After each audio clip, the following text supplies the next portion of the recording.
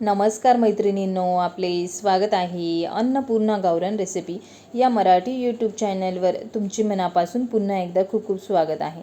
चला तर मी आज तुम्हाला झटपट होणारा कलिंगडाचा सरबत किंवा ज्यूस कसा बनवायचा ते बघूया. अत्यंत साध्या सोप्या पद्धतीने दाखवणारे, अगदी 10 मिनिटात तयार होणारा हा कलिंगडाचा सरबत किंवा ज्यूस आहे.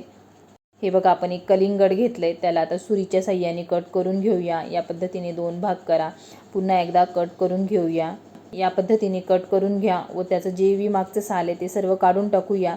जो मधला लाल गर आहे तो सर्व काढून घेऊया. त्यातल्या सर्व बिया व्यवस्थित झटकून घेऊया. नाही झटकल्या तुमच्या आवडीनुसार तरीही चालेल. पाहुणे जर आले ना, अगदी 10 मिनिटात तयार होणारा हा ज्यूस आहे. असे वेगवेगळ्या प्रकारचे तुम्ही ज्यूस पाहुण्यांसाठी बनवू शकता किंवा स्वतःसाठी पण बनवून पिऊ शकता. अगदी सोप्या पद्धतीने दाखवणारे. या पद्धतीने तुकडे करून घ्या व त्यातल्या बिया सर्व व्यवस्थित काढून घेतल्या आहे. आता आपण एक मिक्सरचं भांडं घेतलं आहे. त्या मिक्सरच्या भांड्यामध्ये आता ह्या सर्व फोडी टाकून घेऊया.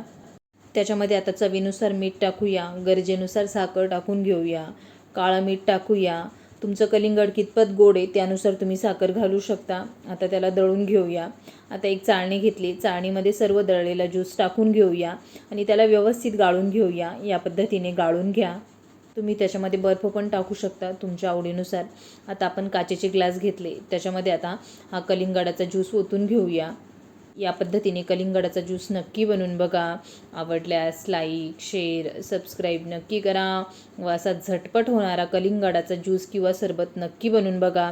चला तर भेटूया अशाच एका नवीन पुढच्या रेसिपीसोबत.